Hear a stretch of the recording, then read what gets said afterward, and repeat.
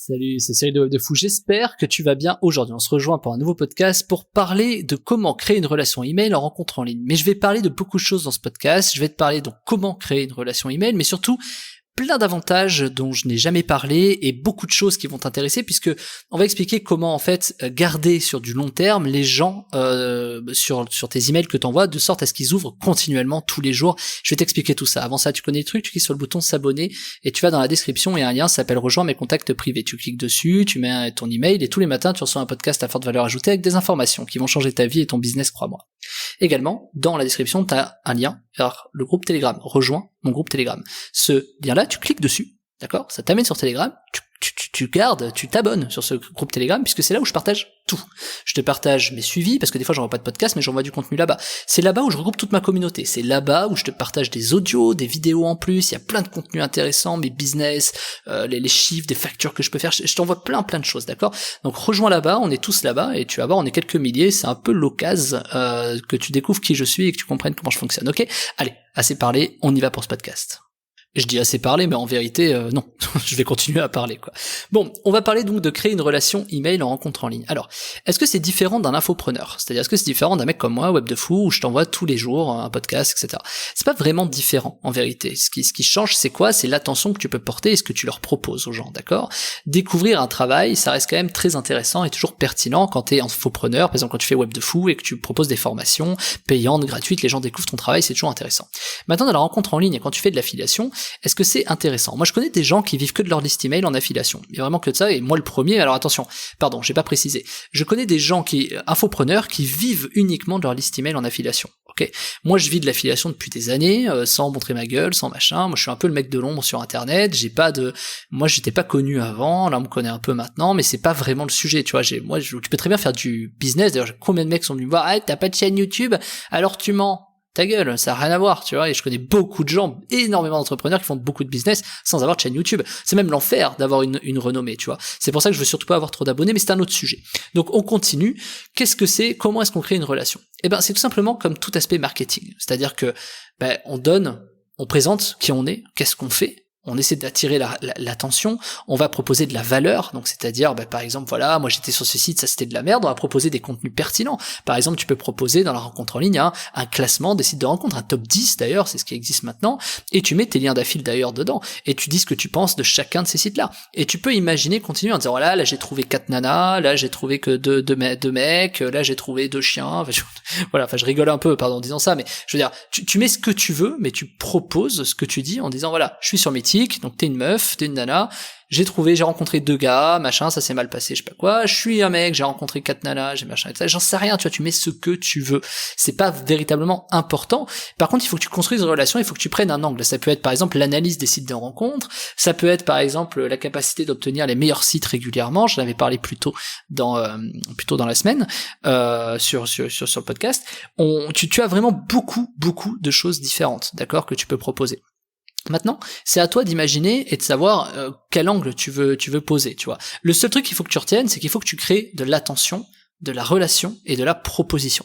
C'est-à-dire qu'une fois que tu as atteint, ça reste du marketing de base, hein, une fois que tu as créé de l'attention et que on trouve que c'est un gros pain point, c'est-à-dire que tu réponds à une problématique, tu vois, dis-toi le nombre de personnes qui sont inscrites sur les sites de rencontres. Toi, tu as peut-être déjà été inscrit sur un site de rencontre, tu comprends où est la problématique, tu sais pourquoi il y en a qui en ont marre, voilà quoi, tu vois. Moi, je connais des mecs qui sont abonnés depuis 2011 sur des sites de rencontres et je vais t'en parler demain, mais tu verras, c'est incroyable.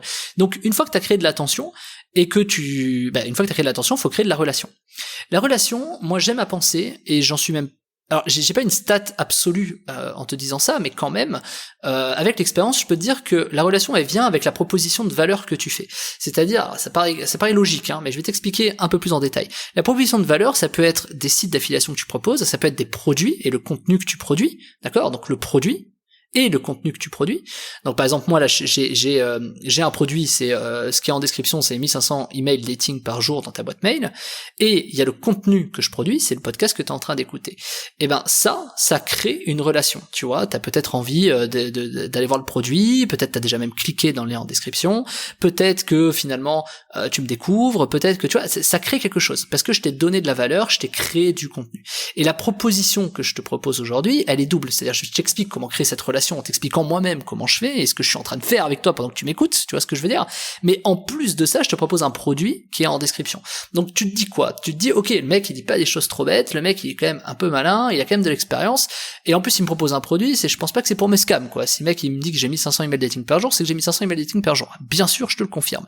Donc finalement, tu vas te dire, ok, tu vois, je t'ai proposé un produit, je te crée du contenu pour le relationnel, et du coup t'as envie de savoir ce que je vais proposer encore, t'as envie de me suivre, t'as envie de comprendre mon état d'esprit. Et ben c'est un peu cette idée-là qu'il faut que t'arrives à transposer sur de l'email. Il y a des infopreneurs qui vendent des formations en ligne qui font la même chose, ils envoient un email par jour et ils proposent de la valeur. C'est pareil, et ben tu fais la même chose, limite tu prends un copywriter, tu dis voilà, j'ai un truc de rencontre, machin, et tu lui fais faire 30 emails de séquence, et tu envoies ça, tu vois, j'en sais rien, tu fais un produit, un machin, enfin peu importe, j'ai juste propose des choses, t'as rien à proposer, propose de l'affiliation, t'as rien à proposer, envoie un email avec de la valeur.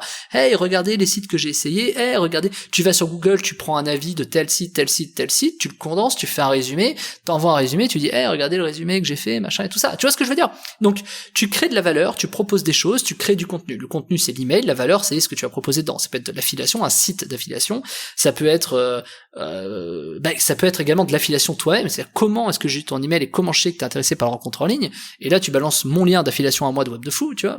Enfin, tu vois, il y a beaucoup de paramètres possibles à faire, tu vois. Je te dis pas de faire ça, attention, hein, je pense pas que ce soit pertinent, mais je veux te montrer que finalement c'est une question de relation et de proposition. Plus tu proposes de choses, plus les gens vont être sensibles. Et je vais même te rajouter un truc qui est assez incroyable. C'est qu'en vérité, moi j'ai des mecs qui ouvrent depuis 10 ans mes emails, tu vois. Depuis 10 ans. Ils savent pas qui je suis. Peut-être toi t'en fais partie qui m'écoute, tu le sais même pas. C'est des emails que tu ouvres régulièrement, etc. Pas forcément dans la rencontre en ligne. Hein. Mais ce que je veux dire, c'est que, en fait, moi j'ai des bases de données où les gens ouvrent quotidiennement. Depuis des années. Parce que j'ai créé une relation, etc. Alors bien évidemment, c'est un pourcentage, tu vois.